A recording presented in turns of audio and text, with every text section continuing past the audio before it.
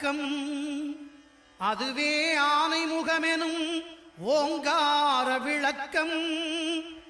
சுழலும் கோள்கள் அவன் சொல் கேட்கும். அவனை தொழுதால் போதும் நல்லதே நடக்கும். ஆனை முகனை தொழுதால் நவக்கிரகங்களும் மகிழும். நல்லதே நடக்கும், நல்லதே நடக்கும்.